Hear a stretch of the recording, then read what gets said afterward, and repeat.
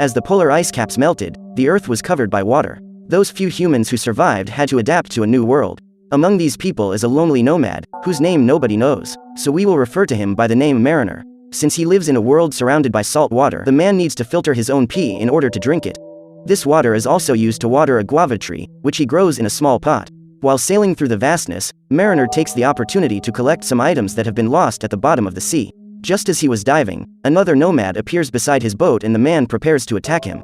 In a world where everyone is struggling to survive, it is very common practice to break into and steal the ships you find along the way. However, the guy in the hat claims that he already has everything he needs, because he has just left an atoll that is 8 days east of there. While they are talking, 3 smokers approach and the man decides to flee. The trio intends to steal the sailor's net, which contains the items he has collected from the bottom of the ocean.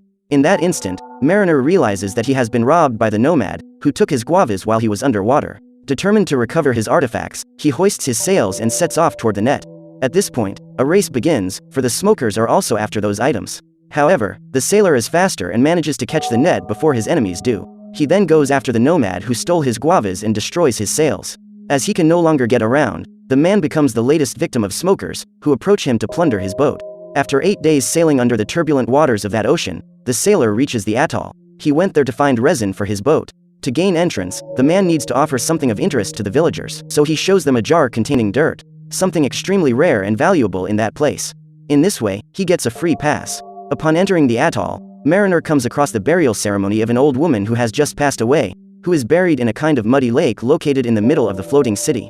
The man then ties up his boat and spots some children talking nearby. He shows them a rear-view mirror and says that he will give each youngster one of these items if they watch his boat so that nothing is stolen. Just then, the head of security appears and states that the man has only 2 hours in the city. After delivering the dirt to the merchant, Mariner gets 124 chits, the currency of the sea people. He then walks to the warehouse, where he drinks a few glasses of water. After negotiating, he hands over half of his chits in exchange for Helen's tomato stock. After buying everything he needs, Mariner prepares to leave, but is stopped by Elder and his men, because they suspect that Mariner is a spy for the smokers. However, Mariner insists on leaving and ends up getting into a hand-to-hand fight with one of the atoll guards. During the fight, the man finds gills behind the sailor's ear and everyone discovers that he is a mutant. Another guard appears aiming to capture the aberration, and to defend himself, Mariner must kill him. The townspeople use fishing nets to catch the fishman and manage to pull him out of the water. The security guard tries to stop the attack. He knows that Mariner had done nothing wrong, so he did not deserve to be arrested. However, the elders insist that the mutant is a threat and lock him in a cage until they decide what to do with him. During the night, Mariner watches his boat being looted without being able to do anything about it. Meanwhile, Helen's adopted daughter Enola draws the image of the caged sailor. The girl has a tattoo on her back, which everyone believes is a map that shows the way to the long-dreamed of dry land. Gregor, an old friend of Helen's, has been trying for years to decipher that drawing, but has not yet been able to discover its meaning. Since Mariner had arrived with a container filled with dirt, the trio figures that maybe he knows the way to the dry land. Gregor then goes to talk to the stranger and is surprised to discover that the man has membranes between his toes. The old man shows him the map and asks if the sailor knows what that symbol means. Mariner says he will tell what he knows only if Gregor opens the lock. At that moment, the security guard appears and orders the man to get out of there. Being a big coward, Gregor decides to follow his orders and leaves. The next morning, Elder reports that after deliberation, the elders have come to the conclusion that the mutant poses a threat and have decided to execute him. This being the case, despite believing that Mariner should be released, the security chief must follow the orders of the elders and lowers the cage so that Mariner is buried alive in the mud. During the execution, the guards announce the arrival of a large group of smokers and the ritual is interrupted. The villagers prepare to fight, but the gang surrounds the wall. During the attack, Mariner tries to find a way to free himself. After a few minutes of trying to defeat the smokers, the atoll is invaded. While trying to dodge the bombs, Gregor operates a lever that causes his balloon to fill with air. New gang members manage to break into town, and one of them ends up accidentally knocking over the fishman's cage. Mariner then takes a knife and tries to break the lock before the cage sinks into the mud. Amidst the chaos, Helen and Enola rush home so they can escape with Gregor. The man tries to stop the balloon from leaving before his friends are ready to leave, but the machine keeps going up. Helen and Enola try to catch up with him, but it is too late. Now they must find another way to escape from that atoll. The woman releases the sailor on the condition that he takes them together away from that place. The duo rushes to open the gate while Mariner grabs his boat and even takes the opportunity to eliminate a smoker who was about to attack the security guard. After hoisting their sails, a huge explosion occurs, opening a hole in the wall. Now the villagers are helpless. The only chance to survive is to escape from that place. A second explosion happens and the young girls, who were trying to open the gate, are about to fall into the water. Since the gate is not open wide enough, the man gets stuck and has to climb up to finish the job. With Helen's help, Enola manages to get up and goes to help him. When the gate is open, they jump into the boat and manage to escape with the sailor. Realizing that some survivors are managing to escape, Deacon orders his men to attack the ship. To defend himself, Mariner asks Helen to take charge while he shoots a harpoon at the enemy boat. In this way, the sailor can move the smoker's ship, causing them to attack their own allies. After being machine-gunned by his own gang, Deacon's ship explodes and Mariner manages to escape. Hours later, the smokers search the corpses looking for the young woman with the tattooed back, because they want the map that will lead them to the mainland. Deacon survives the explosion, but ends up losing one of his eyes. After interrogating one of the victims, he discovers that the girl escaped on the mutants' boat and soon devises a plan to go after them. When they arrive miles away from the atoll, Mariner states that he will throw Enola into the sea, because with the supplies they had, they would never be able to survive until they reach the next floating city. However, Helen states that she will not drink water for the entire 12-day voyage, but the sailor says that it is better that one die now than both die slowly. After much arguing, Helen manages to convince him to let Enola live, because she is just a child. After returning to his ship, Deacon's men try to help him get a false eye, but the result is frightening. When an employee goes to talk to him, Deacon's new eye pops out of his face and the man decides to just wear an eye patch. Together with his gang of smokers, he works to keep that ship running until they can find dry land. While trying to fix the hull of his boat, which was broken, Mariner finds some drawings by Enola and becomes furious. He takes the crayon from the girl's hand and orders her not to draw on anything else. However, the girl ignores him and continues drawing with another chalk that was kept in her clothes. Hours later, she approaches the sailor and claims not to be afraid of him. The girl says he is not so tough and asks how many people the man has killed. Impatient with the girl talking all the time, Mariner throws her into the sea. Helen acts immediately and, after giving that wretch a good slap in the face, jumps into the water to save the girl, because she can't swim. Upon hearing this, the sailor regrets what he has done and goes to them with his boat.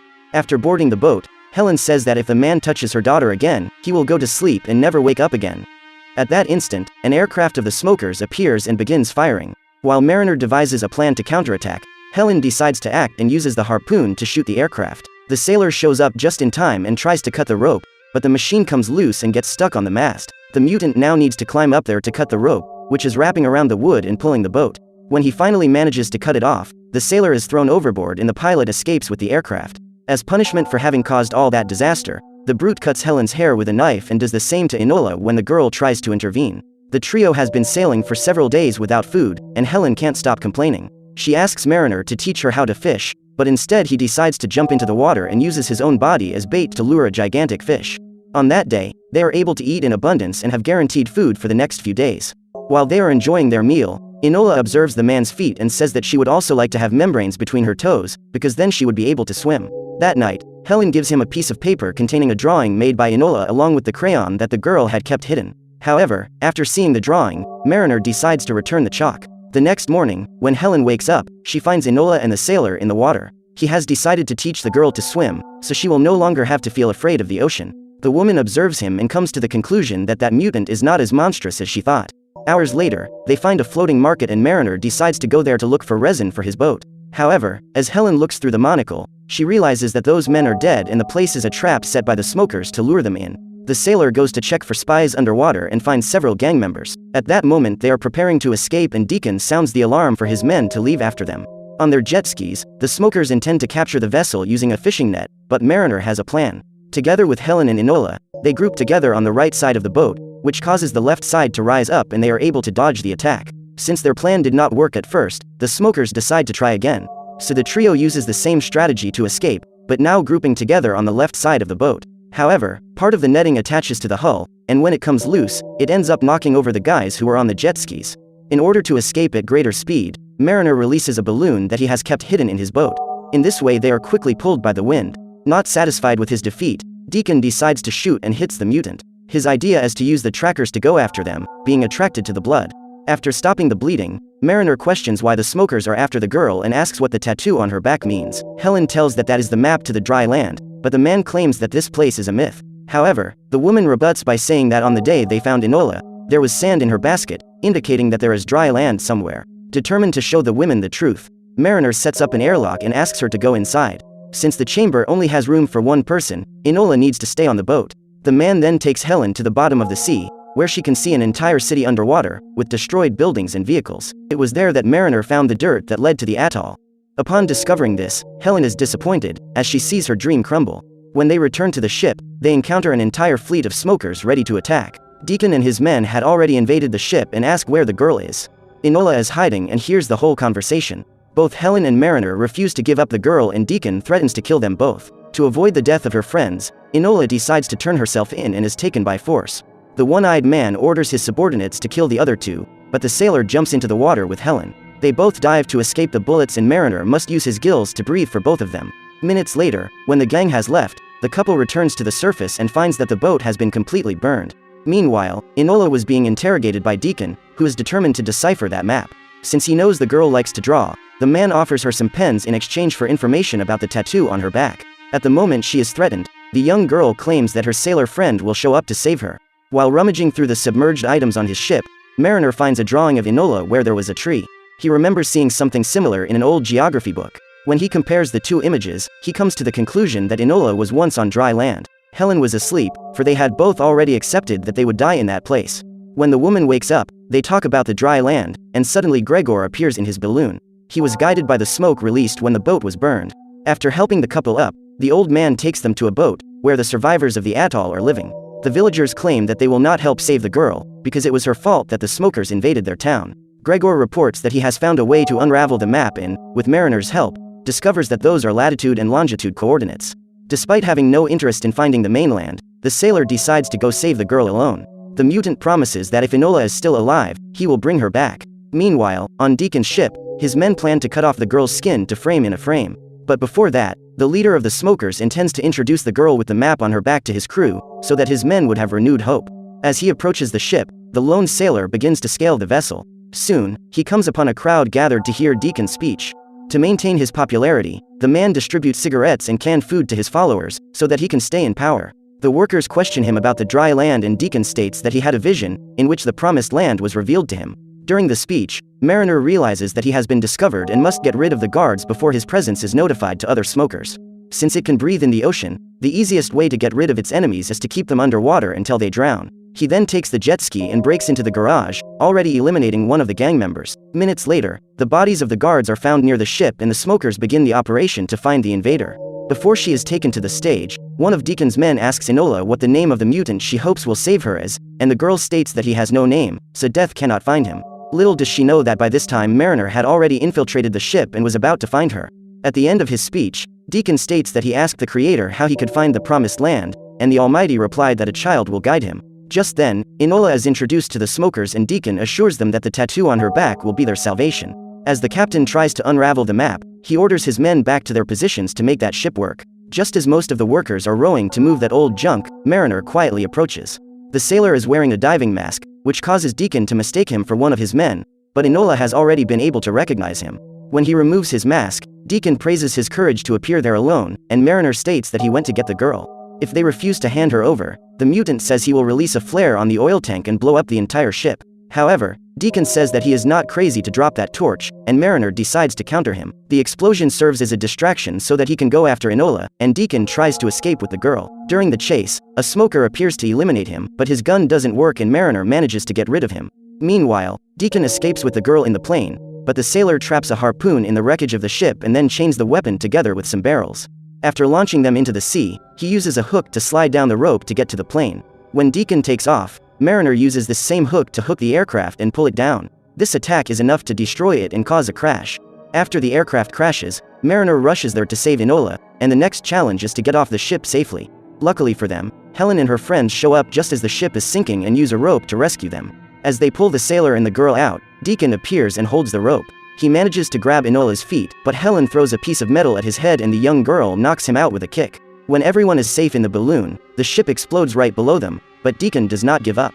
With a single shot, the bad man manages to break one of the balloon's ropes and brings Enola down. The girl falls into the water and, thanks to the teachings of her sailor friend, she manages to swim. Deacon then orders all his jet ski men to get the girl, and Mariner must act quickly to save her. He ties a rope around his feet and, before jumping, asks Helen to tie the other end to the balloon. In a matter of seconds, he manages to retrieve Enola and the smokers collide with each other, causing a new explosion. When they return to the balloon, Gregor analyzes the coordinates on the girl's back and finds the way to the long-dreamed of dry land. They have to make a long journey to get there and run out of water on the way. Mariner then uses the last drops to try to keep Enola alive during the journey. Days later, as they approach the site, the sailor spots a seagull. He is surprised, for he has never seen any bird before. When he looks to the horizon, the man can see dry land. He and his companions land in that paradise, where they find a beautiful fresh waterfall. The security guard who has accompanied them for the entire journey finds a tent in the middle of the forest. When they get there, they spot 2 skeletons lying on a bed. Those were Enola's parents, who sent the girl elsewhere because they knew they were dying. The couple tattooed the map on the girl's back so that people who meet her could one day get to that magnificent place. Next to their bed, there was a little music box. After opening it, Enola recognizes the melody and realizes that this is her home. Outside, Mariner tries to familiarize himself with the new place, but everything seems very strange to him. He realizes that the ocean is his true home and begins to plan his departure. Enola cannot understand his decision to leave, but knows he must respect it. The girl hands him her music box and says goodbye. Before leaving, the man says goodbye to Helen with a kiss. Then the woman and the girl watch their mutant friend return to the sea where he belongs.